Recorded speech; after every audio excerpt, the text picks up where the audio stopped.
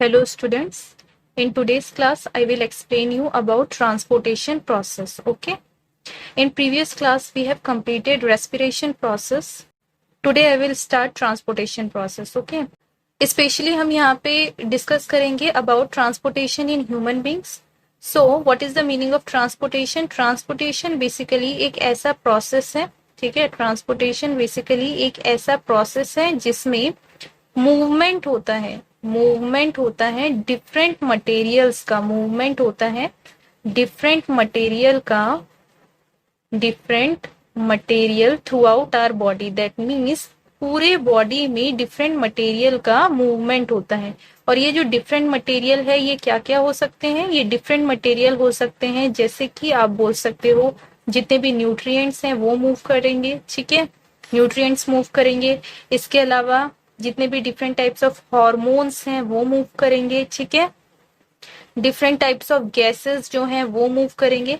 That means body के अंदर जितना भी मूवमेंट होता है डिफरेंट टाइप्स ऑफ मटेरियल का, उस कंप्लीट प्रोसेस को हम कहते हैं transportation. Now next is question arises कि how transportation takes place in body. Transportation basically कैसे होता है? ये जितने भी मटेरियल हैं, ठीक है, चाहे वो गैसेस हो, न्यूट्रिएंट्स हो, हॉर्मोन्स हो, वो बॉडी के एक पार्ट से दूसरे पार्ट में कैसे ट्रांसपोर्ट करते हैं। फॉर एग्जाम्पल जैसे कि मान लीजिए कि अगर आपको भी एक जगह से दूसरे जगह जाना हो तो आप किसकी मदद लेते हैं? अपने ही लेग्स की मदद लेते हैं, पैर की मदद से आप एक जगह से दूसरी जगह जाते हो, ठीक है।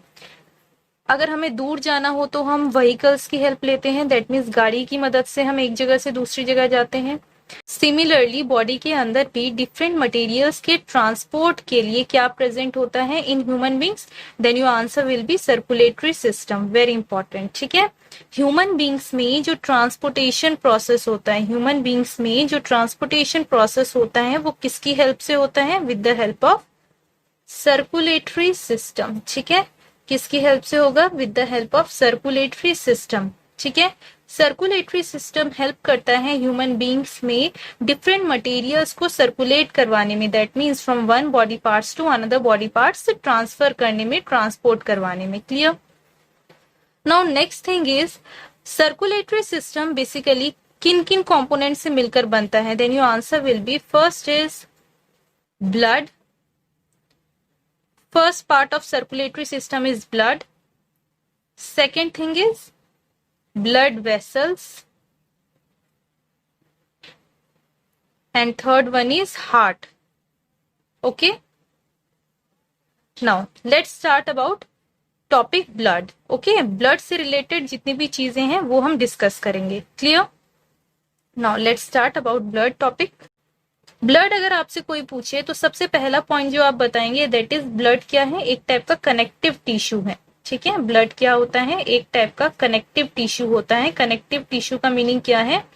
कनेक्टिव टिश्यू का मीनिंग होता है ये बॉडी के एक पार्ट को दूसरे पार्ट से कनेक्ट करवाता है, ठीक है। सारे जितने भी बॉडी पार्ट हैं उनको कनेक्शन करवाने में किसका मेन रोल होता है? ब्लड का मेन रोल होता है, ठीक है। क्योंकि ये पूरी बॉडी को कनेक्ट करके रखता है, दैट्स वाई इसे हम क्या कहते हैं? Connective tissue. और ये आपको पता है, 9th में भी आपने पढ़ा था कि blood is a type of tissue. Okay. Next thing is blood में कितने कंपोनेंट्स होते हैं? ब्लड में 2 टाइप्स ऑफ कंपोनेंट होते हैं। फर्स्ट इज सॉलिड कंपोनेंट, ठीक है। ब्लड में फर्स्ट जो है that is solid component. Second one is fluid component और you can say liquid component, ठीक है। फ्लूइड या आप कह सकते हो लिक्विड कंपोनेंट, ठीक है।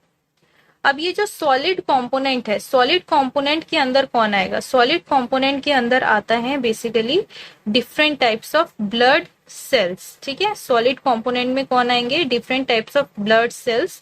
और इन different type of blood cells में देखो, आपने पहले भी सीखा होगा, ब्लड सेल्स में आपको याद होना चाहिए first is what? That is RBC, ठीक है। आर यहाँ पे यूज किया गया है रेड के लिए, बी यहाँ पे यूज किया गया है फॉर ब्लड और सी यूज किया गया है फॉर सेल्स, ठीक है। क्योंकि सेल्स है दैट्स वाई यहाँ पे एस लगाया है, ठीक है। Second is WBC, that means W यहाँ पे यूज किया गया है फॉर व्हाइट, बी यहाँ पे यूज किया गया है फॉर ब्लड और सी यहाँ पे यूज किया गया है फॉर सेल्स, ठीक है। Next third one is platelets, ठीक है। थर्ड वन क्या है? प्लेटलेट्स। क्लियर है। Next is fluid component. Fluid component जो है इसमें आता है प्लाज्मा, ठीक है। फ्लूइड कंपोनेंट में जो आएगा दैट इज प्लाज्मा। ब्लड में जो प्लाज्मा होता है वो क्या फॉर्म करता है? फ्लूइड कंपोनेंट ऑफ ब्लड, ठीक है। इसके बारे में जितने भी हमने कंपोनेंट्स पढ़े हैं ब्लड के, इनको वन बाय वन हम डिस्कस करेंगे अभी, ठीक है।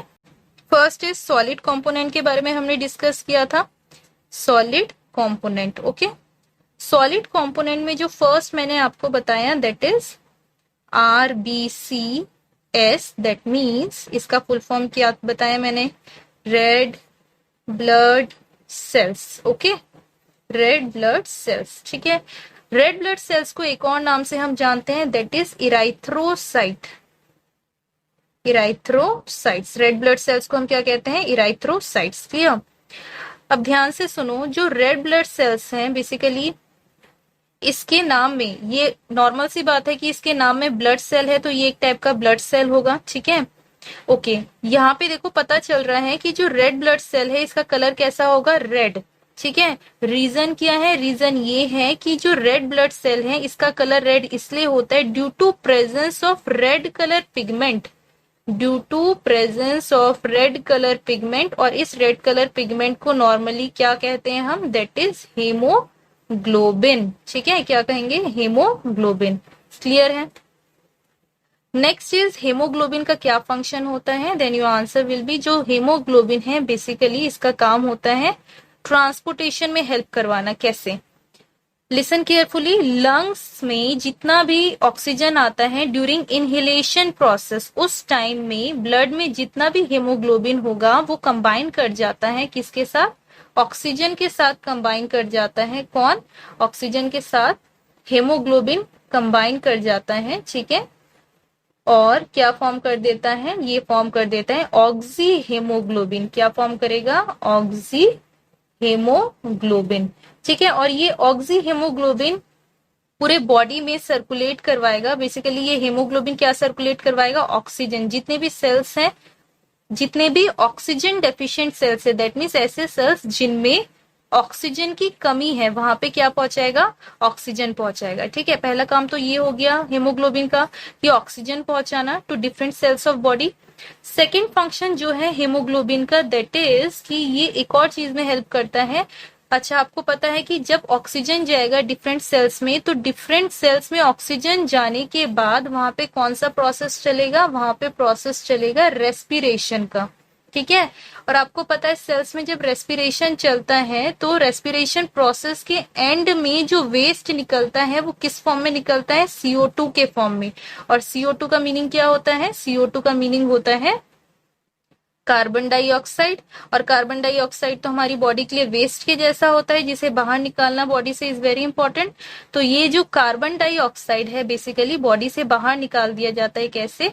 सबसे पहले जो ब्लड में हीमोग्लोबिन होगा वो इसके साथ कंबाइन होता है और इसको ट्रांसफर करवाता है हीमोग्लोबिन। कहाँ पे? लंग्स में ट्रांसफर करवाता है, ठीक है। लंग्स में ट्रांसफर करवाने के बाद दैट मीन्स लंग्स में इस कार्बन डाइऑक्साइड को छोड़ देगा और जो ऑक्सीजन है उसको वहां से ले लेगा। तो आप कह सकते हो हेमोग्लोबिन का बेसिकली फंक्शन होता है ट्रांसपोर्टेशन में हेल्प करवाना, चाहे वो ऑक्सीजन हो या कार्बन डाइऑक्साइड हो। क्लियर है फंक्शन हेमोग्लोबिन का, ठीक है। नेक्स्ट थिंग इज जो आरबीसी है बेसिकली इसका जो शेप है, ठीक है, इसका जो शेप है कैसा होता है? डिस्क शेप होता है, ठीक है। क्वाइट सर्कुलर शेप आप बोल सकते हो। आरबीसी का जो शेप होता है डिस्क शेप होता है, ठीक है। Next solid component of blood is WBC। WBC का फुल फॉर्म आपको बताया गया था अभी, that is white blood cells, ठीक है। White blood sales. White blood cells को भी एक और नाम से जानते हैं दैट इज ल्यूकोसाइट्स। क्या कहते हैं? Leukocytes, okay. ल्यूकोसाइट्स कहते हैं व्हाइट ब्लड सेल्स को। जो व्हाइट ब्लड सेल है जैसे इसके नाम से ही हमें पता चल रहा है इसका कलर कैसा होगा? व्हाइट कलर के होते हैं ये। नेक्स्ट इज जो व्हाइट ब्लड सेल्स हैं, इनका जो साइज होता है बहुत ज्यादा लार्ज होता है, ठीक है, इनका साइज लार्ज होता है। क्योंकि इनका साइज लार्ज होता है, दैट्स वाई इनके जो नंबर होते हैं वो कितने होंगे, they are less in number. जो व्हाइट ब्लड सेल्स हैं they are less in number, ठीक है। जो रेड ब्लड सेल्स होते हैं, रेड ब्लड सेल्स की अगर हम बात करें तो आप बताओगे कि जो रेड ब्लड सेल्स हैं basically they are, red blood cells are basically more in number, ठीक है, more in number as comparison with white blood cells, ठीक है। और इनका साइज भी स्मॉल होता है अगर हम इन्हें कंपेयर करें किससे, व्हाइट ब्लड सेल से कंपेयर करें, ठीक है। जो व्हाइट ब्लड सेल्स हैं ये लार्ज होते हैं, दैट्स वाई इनका नंबर कैसा होता है, कम होता है। दैट मीन्स ये कम अमाउंट में प्रेजेंट होते हैं ब्लड में due to their large size. Clear. Next thing is जो व्हाइट ब्लड सेल्स है इनका जो शेप है, इनका शेप जो है वो इरेगुलर होता है। इरेगुलर कहने का मीनिंग ये है इनका कुछ फिक्स शेप नहीं होता है, ठीक है। Next point is about WBC. जो डब्ल्यूबीसी है इन्हें हम क्या कहते हैं, soldiers of body. Soldiers of body कहने का मीनिंग क्या है, सोल्जर्स ऑफ बॉडी क्यों कहते हैं, रीजन इज क्योंकि ये बेसिकली क्या करते हैं, जितने भी बॉडी के अंदर हार्मफुल माइक्रो ऑर्गेनिजम्स आते हैं जो कि डिजीज कॉज करते हैं, ठीक है, हार्मफुल माइक्रो ऑर्गेनिज्म और यू कैन से हार्मफुल माइक्रोब्स जो आते हैं उन्हें किल कर देते हैं, ठीक है। ये जो डब्ल्यूबीसी है हार्मफुल माइक्रो ऑर्गेनिज्म को क्या करते हैं, किल कर देते हैं, ठीक है, मार देते हैं और हमारी बॉडी को प्रोटेक्ट करते हैं, ठीक है। दैट्स वाई हम इन्हें क्या कहते हैं, सोल्जर्स ऑफ बॉडी। हमारे बॉडी के लिए सोल्जर का काम करते हैं, ये सैनिक जैसे खड़े होते हैं कि अगर बाहर से कोई भी हार्मफुल माइक्रो ऑर्गेनिजम्स अगर आ जाए तो उनके लिए ये तैयार रहते हैं लड़ने के लिए। समझ में आ रहा है, ठीक है। Third solid component of white blood cell is platelets, ठीक है। प्लेटलेट्स जो है बेसिकली इनका जो दूसरा नाम है साइंटिफिकली इन्हें क्या कहा जाता है, थ्रोम्बोसाइट। इन्हें हम क्या कहते हैं, थ्रोम्बोसाइट्स, ठीक है। इनका दूसरा नाम क्या है, थ्रोम्बोसाइट्स। क्लियर। इसको ऐसे कर देते हैं, ये किसका पोर्शन है, व्हाइट ब्लड सेल का। प्लेटलेट्स का जो दूसरा नाम है दैट इज थ्रोम्बोसाइट्स। क्लियर। जो प्लेटलेट्स हैं बेसिकली इनका क्या फंक्शन है, प्लेटलेट्स जो है जब भी कोई भी लिविंग ऑर्गेनिज्म, जब कोई भी लिविंग ऑर्गेनिज्म को इंजरी हो जाती है, दैट मीन्स चोट लग जाती है, ठीक है, या कट वगैरह लग जाता है, तो वहां से क्या फ्लो होना शुरू हो जाता है, वहां से ब्लड फ्लो होना शुरू हो जाता है, खून निकलना शुरू हो जाता है। लेकिन हमारी जो बॉडी है इतना ब्लड फ्लो होने के लिए अलाउ नहीं कर सकती है, क्योंकि अगर ज्यादा से ज्यादा ब्लड फ्लो होगा तो जो ह्यूमन बीइंग है वो मर भी सकता है। दैट्स वाई हमारे बॉडी सेल्स में कुछ ऐसा प्रेजेंट होता है जो कि रोकता है ब्लड को ज्यादा से ज्यादा बॉडी से बाहर निकलने से, और वो क्या है, दैट इज प्लेटलेट्स। जब भी चोट लग जाती है या कट लग जाता है तो आप देख सकते हो कि जिस बॉडी पार्ट में चोट लग जाती है या कट लग जाता है, आफ्टर सम डे क्या होगा कि वहां पे ब्राउन कलर की लेयर जम जाती है, ठीक है, ब्राउन कलर की लेयर जम जाती है। आप लोगों ने देखा होगा जब आपको चोट लगती है तो वहां पे ब्राउन कलर की लेयर जम जाती है ना, तो वो किसके वजह से होता है, ड्यू टू ब्लड सेल। और कौन से ब्लड सेल के वजह से, प्लेटलेट्स के वजह से, ठीक है। और ये तरीका होता है बॉडी का कि कम से कम खून बॉडी से निकले, ठीक है, क्योंकि जब वहां पे ब्राउन कलर की लेयर जम जाती है जहां पे हमें कट लगा होता है या जहां पे हमें इंजरी होती है, तो उस तरीके से जो खून है वहां से निकलना बंद हो जाता है, ठीक है। तो ये तीनों सेल्स थे, दैट इज सॉलिड कंपोनेंट में जो मैंने आपको बताया, सॉलिड कंपोनेंट में फर्स्ट बताया है RBC, that is red blood sales, जिसका साइंटिफिक नेम है इराइथ्रोसाइट, ठीक है। इसका कलर रेड क्यों होता है, ड्यू टू पिगमेंट हेमोग्लोबिन, और इसके फंक्शन मैंने आपको बताए।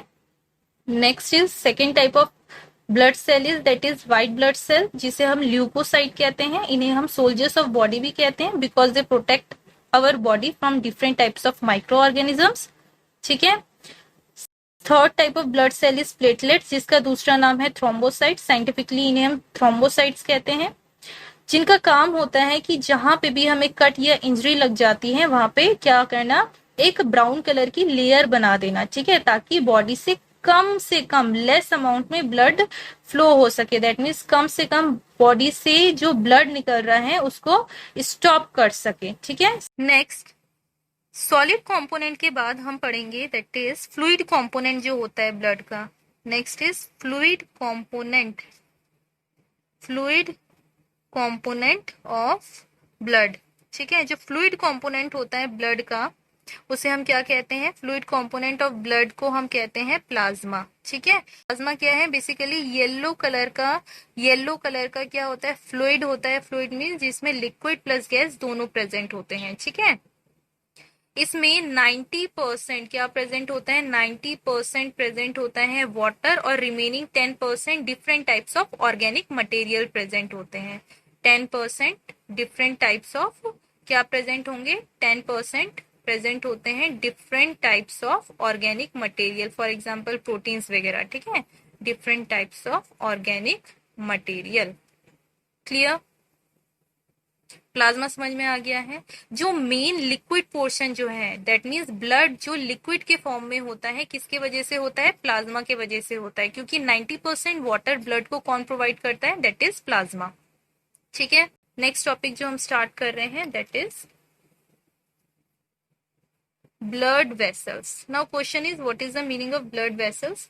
जो ब्लड वेसल्स है, क्योंकि देखो बेटा जो ब्लड है वो मूव करता है बॉडी में, तो ब्लड को मूव करने के लिए कुछ ट्यूब लाइक स्ट्रक्चर्स प्रेजेंट होते हैं बॉडी में। ठीक है, ब्लड को मूव करवाने के लिए बॉडी में क्या प्रेजेंट होते हैं, ट्यूब लाइक स्ट्रक्चर्स प्रेजेंट होते हैं, जिसके थ्रू कौन फ्लो करता है, ट्यूब लाइक स्ट्रक्चर्स प्रेजेंट होते हैं जिसके थ्रू ब्लड फ्लो करता है। ठीक है, जो ब्लड है वो फ्लो करता है। ठीक है, for example tube like structures ऐसे प्रेजेंट होते हैं जिसके थ्रू कौन मूव करता है, ब्लड मूव करता है। ठीक है, और ये जो ट्यूब लाइक स्ट्रक्चर्स हैं इन्हीं को हम क्या बोलते हैं, ब्लड वेसल्स। ब्लड वेसल्स जो हैं इनको 3 कैटेगरी में डिवाइड किया गया है। First is artery,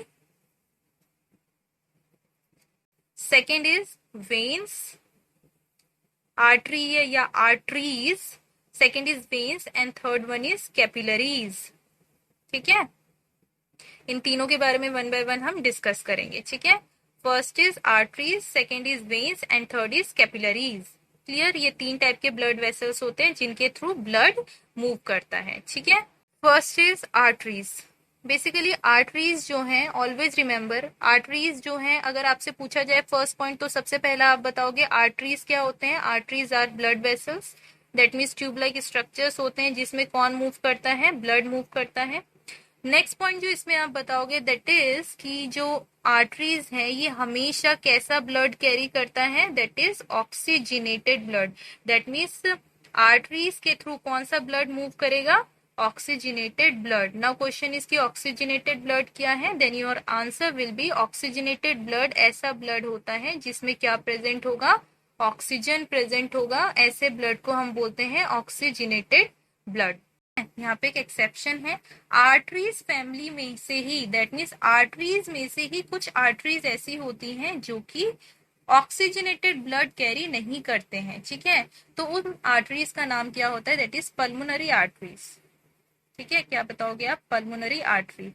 pulmonary artery का काम क्या होता है, पल्मोनरी आर्टरी का काम होता है कि ये क्या करेगा, ये कैरी करता है, दैट मीन्स इसके थ्रू कौन मूव करता है, इसके थ्रू मूव करता है deoxygenated blood, deoxygenated blood move करता है। ठीक है, कौन मूव करेगा, डीऑक्सीजनेटेड ब्लड। क्लियर है।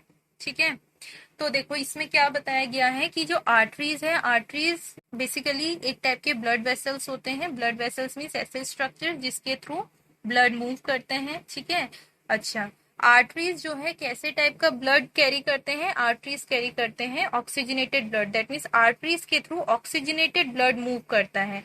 ऑक्सीजनेटेड ब्लड हम किसे कहते हैं, ऐसा ब्लड जिसमें ऑक्सीजन प्रेजेंट होगा। ठीक है, एक एक्सेप्शन है दैट इज आर्टरीज के ही फैमिली में कोई ऐसे आर्टरीज होते हैं जो कि ऑक्सीजनेटेड ब्लड कैरी ना करके कैसा ब्लड कैरी करेगा, डीऑक्सीजनेटेड ब्लड। और डीऑक्सीजनेटेड ब्लड का मीनिंग क्या होता है, ऐसा ब्लड जिसमें क्या प्रेजेंट होगा, कार्बन डाइऑक्साइड। ठीक है, और ऐसी कौन सी आर्टरी है जो कि डीऑक्सीजनेटेड ब्लड कैरी करती है, then your answer will be pulmonary artery. ठीक है, नेक्स्ट पॉइंट जो है आर्टरीज में आपको पता होना चाहिए, आर्टरीज जो हैं बेसिकली इनका जो वॉल है, जो आर्टरीज की वॉल होती है ठीक है, आर्टरीज की जो वॉल होती है वो कैसी होती है, दैट इज थिक, बहुत मोटी होती है, और कैसी होती है, इलास्टिक। ठीक है, thick and elastic. That means अगर मान लेते हैं ये मैंने बना दिया है आर्टरीज, ठीक है, आर्टरीज, ठीक है, तो इनकी जो वॉल होगी बहुत ज्यादा थिक, मोटी होगी और इलास्टिक होगी। रीजन क्या है कि जो आर्टरीज वॉल है ये थिक एंड इलास्टिक क्यों होती है, रीजन ये है कि जो आर्टरीज है, आर्टरीज में जो ब्लड है बहुत ज्यादा प्रेशर के साथ, ब्लड जो है बहुत ज्यादा हाई प्रेशर के साथ, ठीक है, हाई प्रेशर के साथ फ्लो होता है।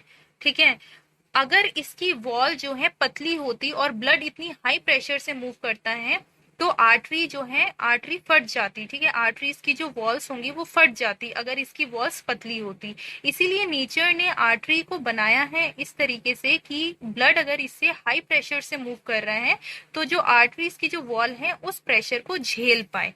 क्लियर। नेक्स्ट थिंग इज, जो आर्टरीज की वॉल है वो इलास्टिक होती है। इलास्टिक का मीनिंग क्या है, ब्लड जब तेजी से इसमें मूव करता है तो जिस डायरेक्शन में मूव करेगा आर्टरीज की वॉल उधर इधर उधर मूव कर लेती है। जैसे मान लो एकदम स्पीड से ब्लड आ रहा है तो आर्टरीज की जो वॉल है उस डायरेक्शन में मूव कर जाती है, इधर उधर मूव कर पाती है। ठीक है, अगर मान लो अगर ऐसा नहीं होता तो उस टाइम में भी खतरा होता कि जो आर्टरीज की वॉल है वो फट जाती।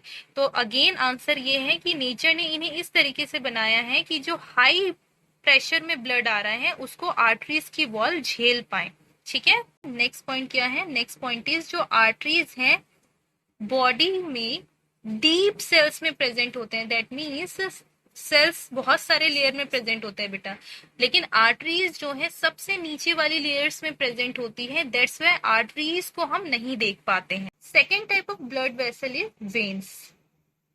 सेकेंड टाइप का जो ब्लड वेसल है वो क्या है, वेन्स। ठीक है, अब बेसिकली वेन्स जो है, वेन्स में आप अगेन फर्स्ट पॉइंट क्या बताओगे, veins are blood vessels. Veins क्या है, वेन्स आर ब्लड वेसल्स। ठीक है, ब्लड वेसल्स हैं जिसके थ्रू कौन मूव करते हैं, जिसके थ्रू ब्लड मूव करेगा। क्लियर। नेक्स्ट इसमें आप बताओगे जो वेन्स हैं इनका क्या काम होता है, वेन्स का काम होता है डीऑक्सीजनेटेड ब्लड को, ठीक है, कौन से ब्लड को, डीऑक्सीजनेटेड ब्लड को कैरी करना। दैट मीन्स वेन्स के थ्रू कौन सा ब्लड मूव करता है, डीऑक्सीजनेटेड ब्लड। डीऑक्सीजनेटेड ब्लड का मीनिंग मैंने आपको बताया था, डीऑक्सीजनेटेड ब्लड का मीनिंग होता है ऐसा ब्लड जिसमें कौन प्रेजेंट हो, कार्बन डाइऑक्साइड। क्लियर। लेकिन अगेन यहाँ पे एक एक्सेप्शन है कि वेन्स के ही फैमिली में से ऐसे कुछ वेन्स होते हैं जो कि डीऑक्सीजनेटेड ब्लड कैरी नहीं करेंगे। कौन सा ब्लड कैरी करेंगे, ऑक्सीजनेटेड ब्लड। तो एक्सेप्शन में जो आपको याद रखना है that is pulmonary vein. Exception में आप क्या याद रखोगे, पल्मोनरी वेन। पल्मोनरी वेन्स ऐसे वेन्स होते हैं जो कि क्या कैरी करेंगे, पल्मोनरी वेन्स कैरी करते हैं ऑक्सीजनेटेड ब्लड। ठीक है, क्या कैरी करेंगे, ऑक्सीजनेटेड ब्लड। ठीक है, नॉर्मली वेन्स का काम क्या होता है, नॉर्मली वेन्स का काम होता है डीऑक्सीजनेटेड ब्लड कैरी करना, लेकिन इन्हीं के फैमिली में से कुछ ऐसे वेन्स होते हैं जो कि डीऑक्सीजनेटेड ब्लड कैरी ना करके ऑक्सीजनेटेड ब्लड कैरी करते हैं। तो वो किस कैटेगरी में आ जाते हैं, ऐसे वेन्स एक्सेप्शन की कैटेगरी में आ जाते हैं। और एक्सेप्शन में आप क्या याद रखोगे, ऐसे वेन्स जो कि डीऑक्सीजनेटेड ब्लड कैरी ना करके ऑक्सीजनेटेड ब्लड कैरी करता है, then your answer will be pulmonary veins. ठीक है, नेक्स्ट थिंग इज जो वेन्स हैं इनकी जो वॉल है, ठीक है, वेन्स की जो वॉल होती है ये थिन होती है। ठीक है, थिन होती है, दैट मीन्स पतली होती है।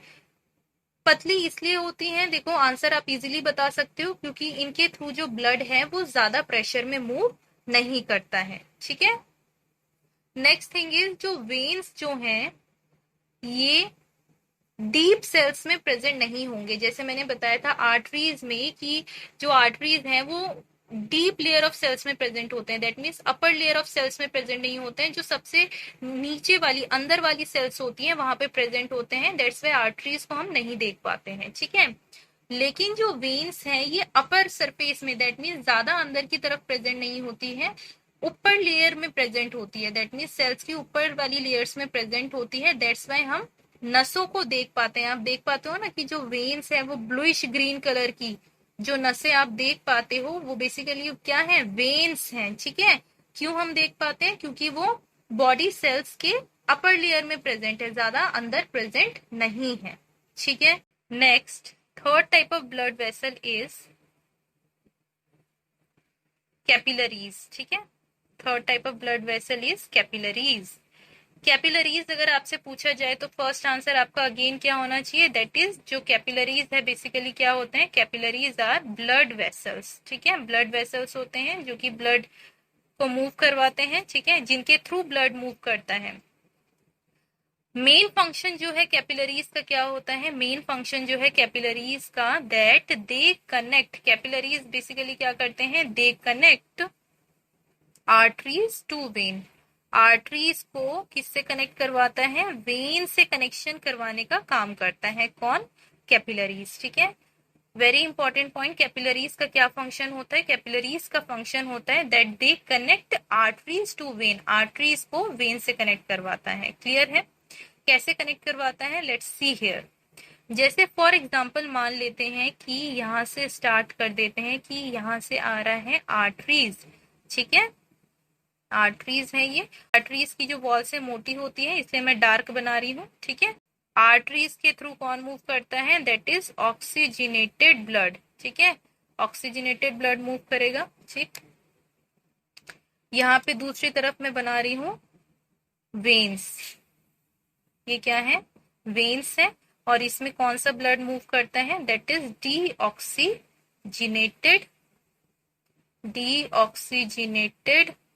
ब्लड। ठीक है, अब इन दोनों को कनेक्शन करवाने का काम कौन करता है, इन दोनों को कनेक्शन करवाने का काम करता है कैपिलरीज। ठीक है, नेटवर्क ऑफ ये ऐसे ब्लड वेसल्स प्रेजेंट होते हैं जो कि कनेक्ट करवाते हैं आर्टरीज को, किससे, आर्टरीज को कनेक्ट करवाते हैं वेन से। ठीक है, ये वाला जो पोर्शन है इट रिप्रेजेंट आर्टरीज।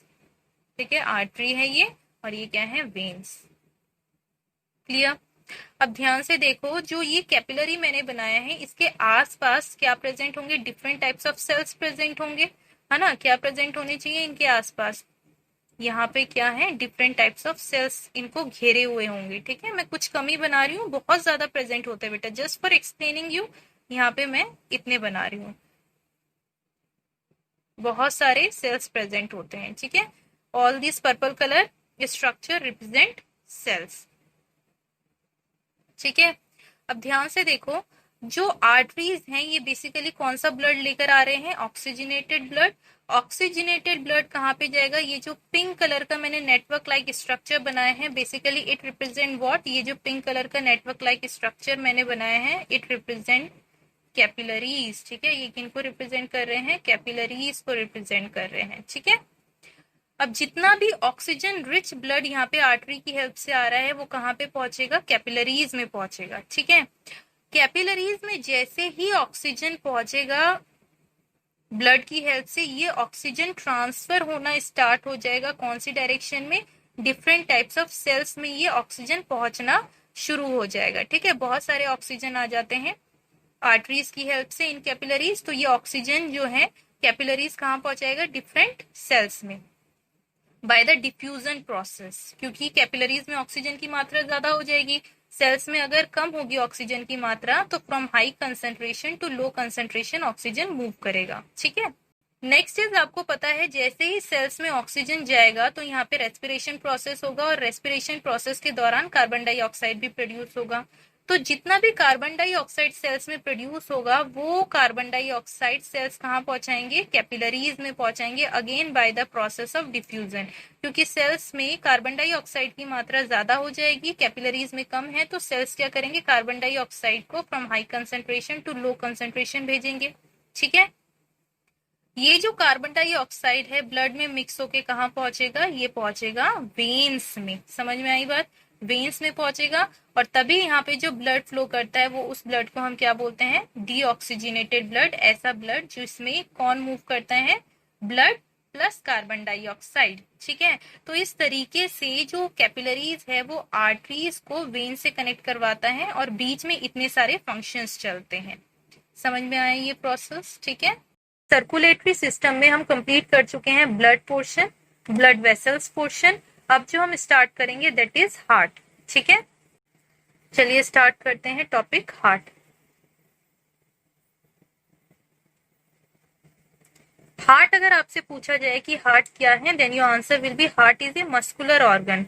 ठीक है, हार्ट क्या है? मस्कुलर ऑर्गन है, और जिसका बेसिकली मेन काम क्या होता है? पंपिंग करने का काम होता है। ठीक है, ये पंप करवाता है ब्लड को। ठीक है, ये क्या करता है? ब्लड को पंप करवाता है थ्रू आउट द बॉडी। पूरे बॉडी में ब्लड पंप करवाने का काम किसका होता है? हार्ट का काम होता है। ठीक है, ओके। हार्ट जो है ये कवर्ड होता है एक प्रोटेक्टिव लेयर से। हार्ट जो है ये कवर होता है, it is covered by protective layer. ठीक है, ये कवर होता है किससे? प्रोटेक्टिव लेयर से कवर होता है। आउटर सरफेस में एक प्रोटेक्टिव लेयर प्रेजेंट होता है जो कि इसे प्रोटेक्शन प्रोवाइड करता है, जिसका नाम क्या है? That is pericardium. ठीक है, क्या कहेंगे? पेरिकार्डियम। क्लियर? हार्ट का जो फंक्शन है चलिए समझते हैं with the help of diagram. उसमें कौन कौन से पोर्शन है, जितनी भी चीजें उसमें आपको बनानी आनी चाहिए वो सारी चीजें हम डिस्कस करेंगे। ठीक है,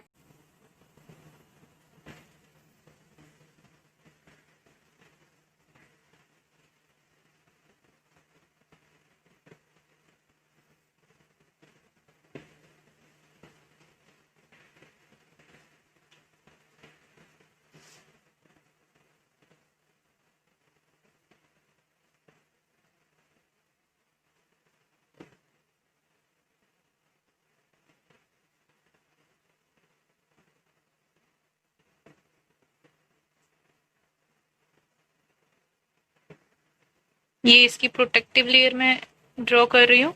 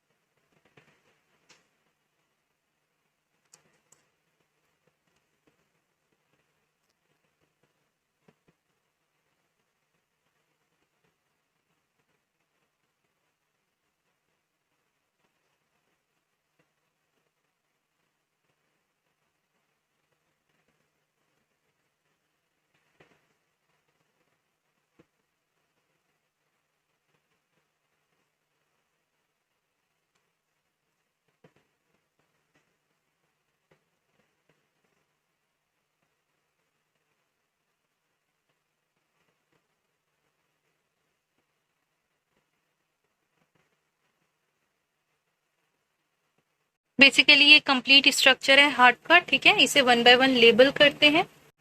सबसे पहले तो आपको ये पता होना चाहिए हार्ट के 4 चैम्बर्स होते हैं। ठीक है, हार्ट के 4 चैम्बर्स होते हैं। स्टार्टिंग दैट मीन्स ऊपर के जो 2 पोर्शन है, that means this one and this one, इन दोनों पोर्शन को हम क्या कहेंगे? इन दोनों पोर्शन को हम बोलते हैं एट्रियम। क्या बोलते हैं? एट्रियम कहते हैं। और आप कह सकते हो ऑरिकल। क्या बोलोगे? ऑरिकल। ठीक है, दोनों में से कुछ भी कह सकते हो, एट्रियम या ऑरिकल। इस साइड का जो एट्रियम या ऑरिकल होता है इसे हम बोलते हैं राइट एट्रियम या राइट ऑरिकल। ठीक है, क्लियर? ओके। और जो ऊपर साइड का ये वाला जो पोर्शन होता है इसे भी हम एट्रियम और ऑरिकल कहते हैं, लेकिन डिफरेंस ये है कि ये वाला जो होगा लेफ्ट पोर्शन होगा, ठीक है। तो इसे आप क्या कहोगे, इसे आप कहोगे लेफ्ट एट्रियम, इसे आप क्या कह सकते हो, लेफ्ट एट्रियम या ऑरिकल, इसे क्या बोलोगे, लेफ्ट एट्रियम या ऑरिकल। क्लियर? ओके। नीचे वाले जो दो चैम्बर्स होते हैं इन्हें हम कहते हैं वेंट्रिकल, ठीक है, वेंट्रिकल। और इसे आप क्या बोलोगे नीचे वाले चैम्बर को, क्योंकि राइट पोर्शन है दैट्स वाई इसे आप बोलोगे राइट वेंट्रिकल, ठीक है, इसे आप क्या बोलोगे, राइट वेंट्रिकल। और इस वाले को आप क्या बोलोगे, दैट इज, इसे आप बोलोगे लेफ्ट वेंट्रिकल, ठीक है। इतना क्लियर है? जो हार्ट है 4 चैम्बर में डिवाइड होता है, ऊपर के पोर्शन को हम बोलते हैं एट्रियम या ऑरिकल और नीचे के पोर्शन को हम बोलते हैं वेंट्रिकल, ठीक है। इस तरफ के चैम्बर को आप बोलोगे राइट लगा दोगे, ऊपर वाले में एट्रियम, नीचे वाले में ventricle, this is right atrium, this is right ventricle, this is left atrium, this is left ventricle, ठीक है। ओके। नेक्स्ट इज जो आपको यहाँ पे पिंक कलर के पोर्शन दिख रहे हैं राइट वाले साइड में, ये जो तीनों स्ट्रक्चर आपको दिख रहे हैं ये बेसिकली क्या है, दिस रिप्रेजेंट ट्राइकस्पिड वाल्व। इनके क्या फंक्शन है वन बाय वन हम डिस्कस करेंगे, ठीक है। ट्राइकस्पिड वाल्व, ठीक है, ट्राइकस्पिड वाल्व। और लेफ्ट साइड में ये जो आपको स्ट्रक्चर दिख रहे हैं इन्हें हम क्या बोलते हैं, बाइकस्पिड वाल्व। क्या बोलोगे, बाइकस्पिड वाल्व, ठीक है, बाइकस्पिड वाल्व। नेक्स्ट इज कि यहाँ पे आपको ये दो स्ट्रक्चर्स दिख रहे हैं, ऊपर वाले का जो नाम है, ऊपर वाले का नाम है दैट इज सुपीरियर वेना कावा, ठीक है। ऊपर में जो पाइप लाइक स्ट्रक्चर है इसे हम बोलेंगे सुपीरियर वेना कावा, ठीक है। और जो नीचे वाला पोर्शन आपको दिख रहा है इसे आप क्या बोलोगे, इसे आप बोलोगे इंफीरियर वेना कावा, इंफीरियर वेना कावा, ठीक है। ये वाला जो पोर्शन आपको दिख रहा है इसे आप क्या कहेंगे, इसे आप कहेंगे, ये जो पोर्शन है दैट इज पल्मोनरी आर्टरी। ये क्या है, पल्मोनरी आर्टरी, ठीक है। ये जो आपको दो पाइप लाइक स्ट्रक्चर्स दिख रहे हैं ये आपके क्या है, पल्मोनरी वेन्स, ठीक है। ये क्या है, पल्मोनरी वेन्स, ठीक है। और ये जो आपको ये छोटे छोटे पाइप लाइक स्ट्रक्चर दिख रहे हैं ये सारे क्या हैं, आर्टरीज, ठीक है, आर्टरीज। और ये जो आर्टरीज हैं एक बड़े से पाइप के छोटे छोटे ब्रांचेस हैं, और ये जो पूरा बड़ा सा जो पाइप लाइक स्ट्रक्चर बन रहा है इसे हम क्या बोलते हैं, इसे हम बोलते हैं आयोटा, ठीक है, क्या बोलेंगे, आयोटा, ठीक है। और ये जो बाहर का प्रोटेक्टिव लेयर है इसे हम कहते हैं पेरिकार्डियम, ठीक है, इसे आप क्या बोलोगे, पेरिकार्डियम, ठीक है। अब इसका फंक्शन समझते हैं वन बाय वन। अब ध्यान से देखिए बच्चों, इसका जो फंक्शन है बेसिकली कैसे होता है हार्ट का। यहाँ पे जो मैंने सुपीरियर वेना कावा बनाया है, सुपीरियर वेना कावा का मेन फंक्शन होता है कि बॉडी के अपर पार्ट से, ठीक है, सुपीरियर वेना कावा का मेन फंक्शन क्या होता है कि बॉडी के अपर पार्ट से जो डीऑक्सीजनेटेड ब्लड है उसको कलेक्ट करना। तो बेसिकली सुपीरियर वेना कावा का क्या फंक्शन होगा कि अपर बॉडी पार्ट से, ठीक है, सुपीरियर वेना कावा का फंक्शन होता है अपर बॉडी पार्ट से किसको कलेक्ट करना, अपर बॉडी पार्ट से कलेक्ट करना डीऑक्सीजनेटेड ब्लड को, ठीक है।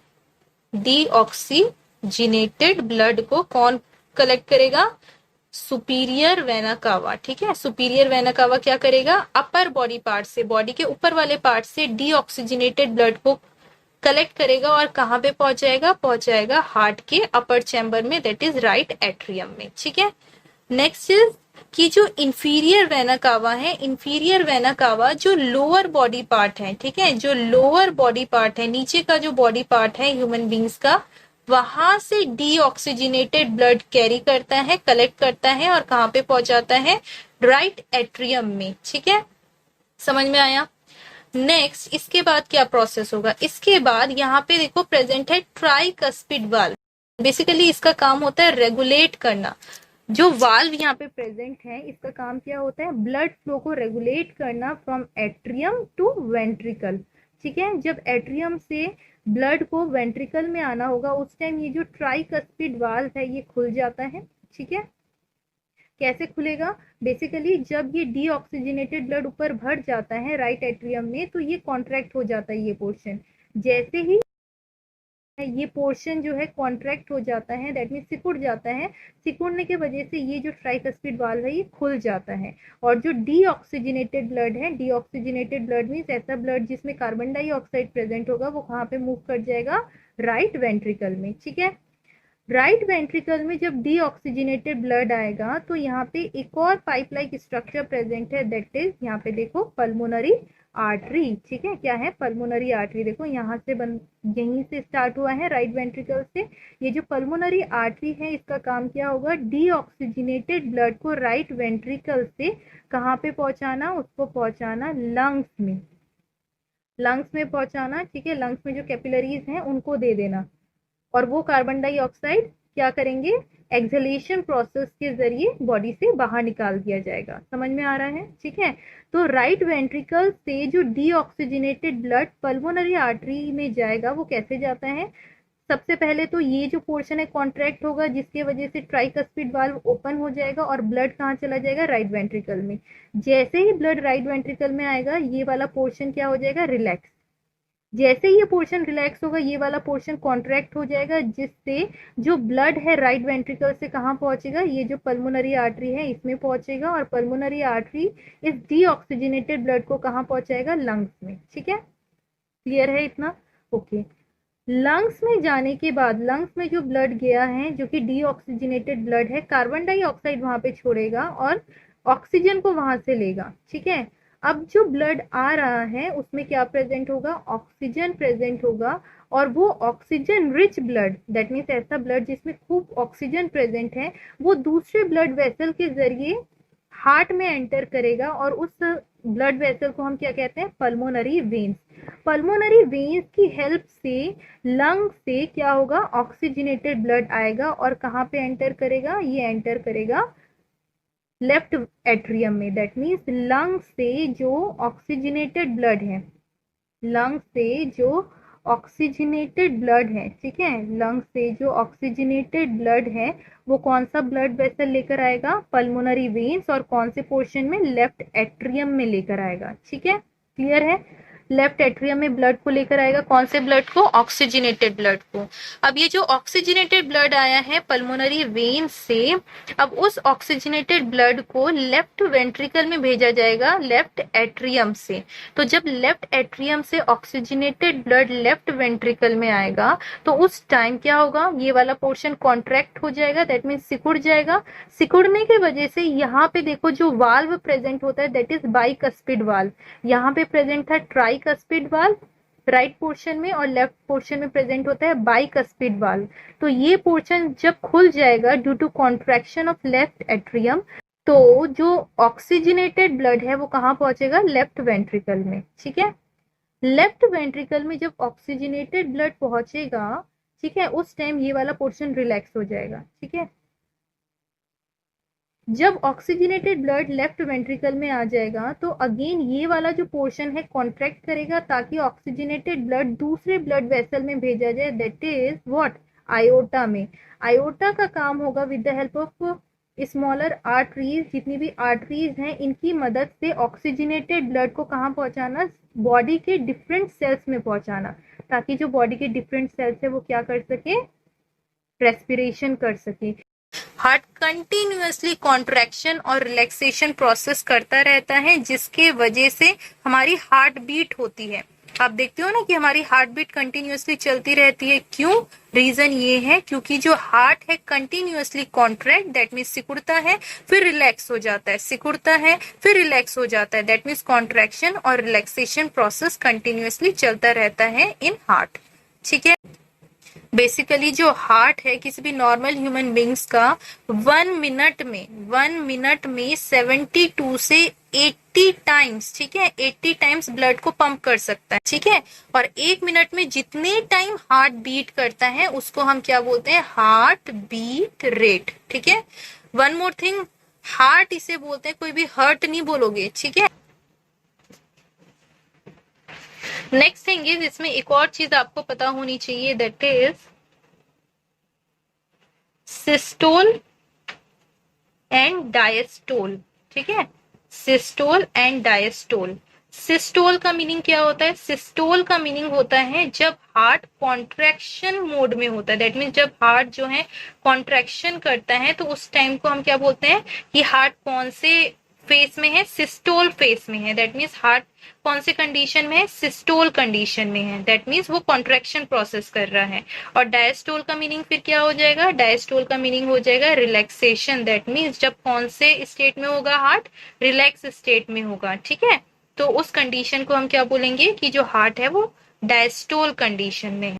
हार्ट बीट को चेक करने के लिए डॉक्टर्स एक इंस्ट्रूमेंट यूज करते हैं जिसे हम क्या बोलते हैं? स्टेथोस्कोप, ठीक है। क्या कहा जाता है? स्टेथोस्कोप। इसके अलावा ये जो कॉन्ट्रैक्शन और रिलैक्सेशन प्रोसेस जो है ये प्रॉपरली होना चाहिए। अगर किसी भी इंडिविजुअल का बहुत स्पीड में कॉन्ट्रैक्शन और रिलैक्सेशन प्रोसेस जो है हो रहा है, दैट मीन्स उस ह्यूमन बीइंग को मे बी हो सकता है कि हाई ब्लड प्रेशर की प्रॉब्लम हो। नॉर्मली जो कॉन्ट्रैक्शन का जो प्रोसेस है इसको मेजर किया जाता है 120 mmHg के अकॉर्डिंग, ठीक है। और जो डायस्टोलिक कंडीशन है, दैट मीन्स रिलैक्सेशन का जो प्रोसेस है हार्ट में, इसको मेजर किया जाता है 80 mmHg के फॉर्म में, ठीक है। और ये जो है प्रॉपरली इसको हम मेजर करते हैं किसकी हेल्प से? आपको पता है कि जब ब्लड प्रेशर हम मेजर करने जाते हैं तो उसके लिए एक इंस्ट्रूमेंट यूज करते हैं डॉक्टर्स, जिसे हम क्या बोलते हैं? स्फाइग्मोमैनोमीटर। क्या बोलते हैं?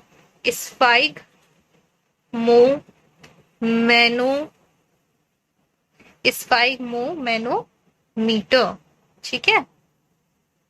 स्फाइग्मोमैनोमीटर की हेल्प से जो ब्लड प्रेशर है वो मेजर किया जाता है। ब्लड प्रेशर का मीनिंग क्या है? जो ये हार्ट ब्लड को पंप करता है स्पीड से, किसके वजह से? कॉन्ट्रैक्शन रिलैक्सेशन प्रोसेस के वजह से, उसी के वजह से प्रेशर बनता है, ठीक है। तो ये जो प्रेशर है, दैट मीन्स कॉन्ट्रैक्शन का जो प्रोसेस है उस टाइम जो प्रेशर होना चाहिए ब्लड में वो इतना होना चाहिए, और रिलैक्सेशन के टाइम में जो ब्लड वेसल्स में जो प्रेशर होना चाहिए, दैट मीन्स ब्लड किस प्रेशर से मूव होना चाहिए, दैट इज इतने प्रेशर से, ठीक है।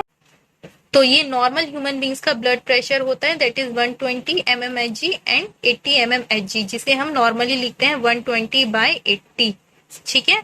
नॉर्मल ह्यूमन बींग्स का ब्लड प्रेशर। क्लियर है बच्चों? एक और टॉपिक है इसमें, दैट इज डबल सर्कुलेशन, ठीक है। जो नेक्स्ट टॉपिक हम स्टार्ट करने जा रहे हैं दैट इज व्हाट? यहीं पे मैं एक्सप्लेन कर रही हूँ, आप लोग अच्छे से समझ जाएंगे क्योंकि यहाँ पे फिगर भी ड्रॉ किया है तो आपको अच्छे से समझ में आएगा। डबल सर्कुलेशन, ठीक है। डबल सर्कुलेशन का मीनिंग क्या होता है? डबल सर्कुलेशन नाम से ही पता चल रहा है बेटा, एक ऐसा प्रोसेस जिसमें जो ब्लड है 2 टाइम्स हार्ट से होते हुए गुजरता है, ठीक है। तो इस प्रोसेस को हम बोलते हैं डबल सर्कुलेशन। कैसे? सबसे पहले जो ब्लड है वो हार्ट से लंग्स में जाएगा, फिर लंग्स से फिर कहाँ आएगा? दैट इज अगेन हार्ट में, फिर हार्ट से अगेन बॉडी पार्ट में जाता है, डिफरेंट बॉडी पार्ट में, फिर अगेन डिफरेंट बॉडी पार्ट से कहाँ आता है? हार्ट में आता है। तो इस कंप्लीट प्रोसेस को हम क्या कहते हैं? Double circulation. दोबारा बता रही हूँ, डबल सर्कुलेशन मीन्स क्या होता है? एक ऐसा प्रोसेस जिसमें ब्लड जो है 2 टाइम्स हार्ट के थ्रू पास होता है।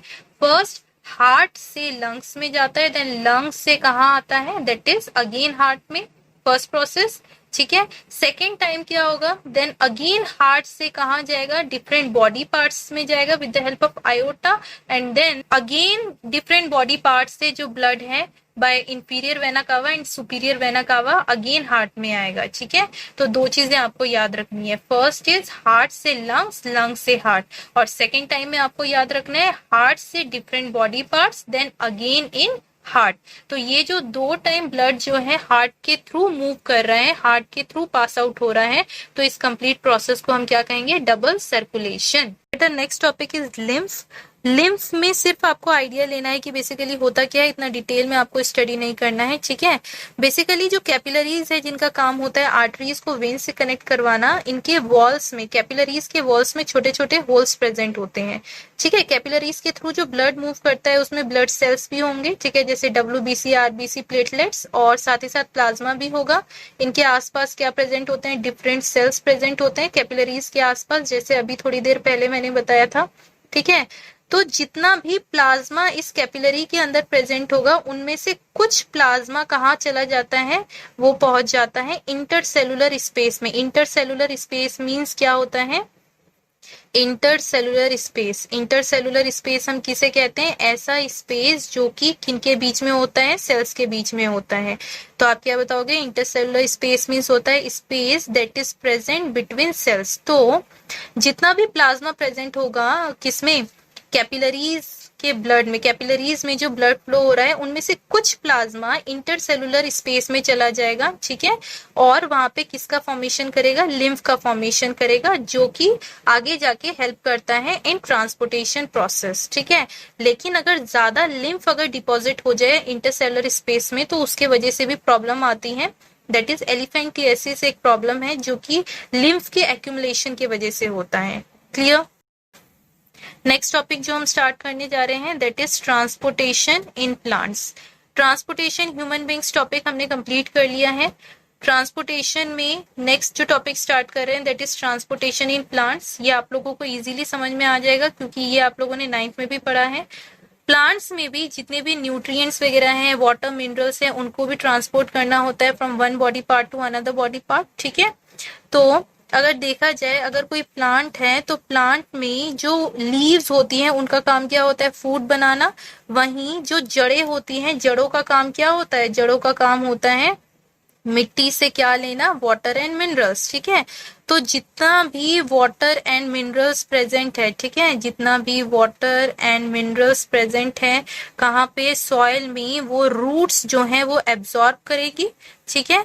और लीव्स का काम क्या होता है? By the process of photosynthesis क्या बनाना? फूड बनाना। By the process of photosynthesis, ठीक है, by the process of photosynthesis food बनाना, ठीक है।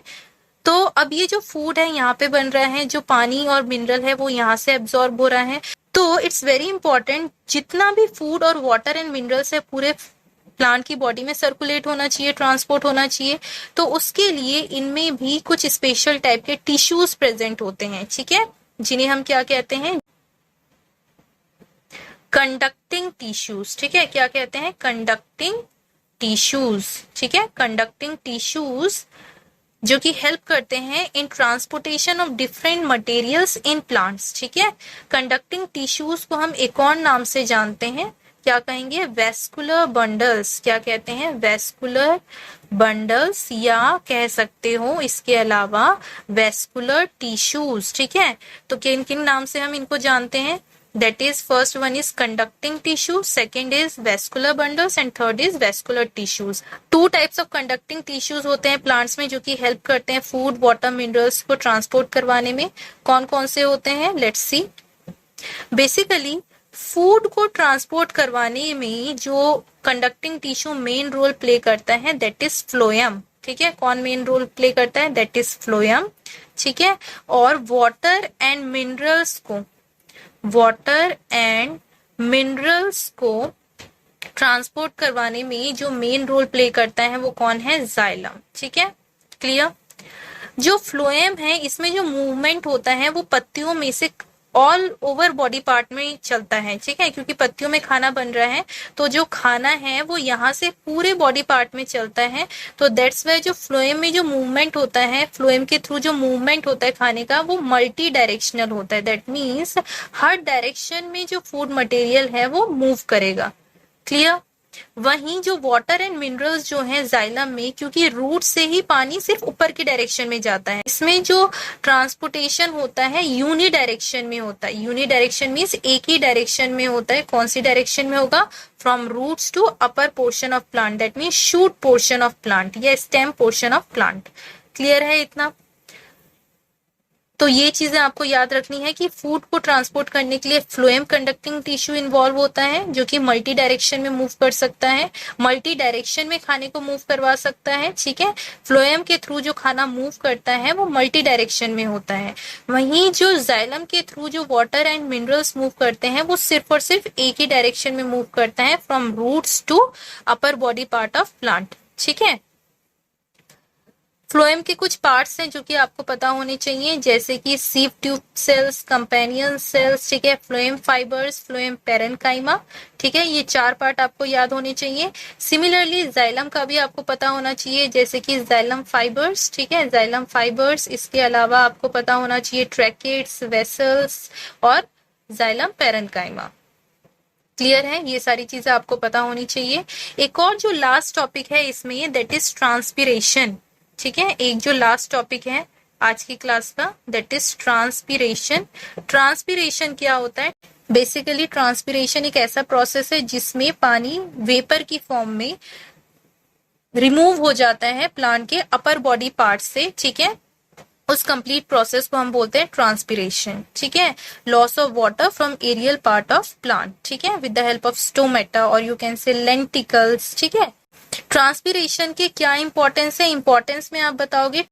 बेसिकली ट्रांसपिरेशन प्रोसेस प्लांट्स को कूल करने में हेल्प करते हैं, दैट मीन्स ठंडा रखने में हेल्प करते हैं ड्यूरिंग समर सीजन। जैसे कि गर्मियों के टाइम में जब हमें पसीना आता है तो उस टाइम क्या होता है, जब हवा चलती है तो हमें ठंडा ठंडा फील होता है ना।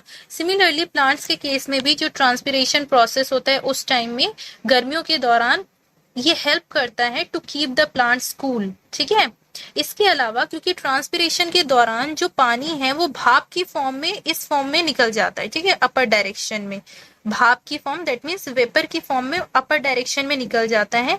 तो ये भी एक प्रोसेस है जिसकी मदद से जो रूट में से पानी है वो अपर डायरेक्शन में मूव करता है। क्योंकि देखो जितना भी पानी है प्लांट में वो इस डायरेक्शन में मूव हो रहा है, दैट मीन्स पानी धीरे धीरे खत्म हो रहा है। तो एक प्रेशर डेवलप होता है जिसकी वजह से रूट्स जो है वो पानी खींचना शुरू करते हैं, कहाँ से? सॉइल से, और ट्रांसफर करते हैं to upper body part of plant. ठीक है, with the help of xylem. In next class I will discuss about excretion topic. After that हमारा चैप्टर कंप्लीट हो जाएगा। ठीक है।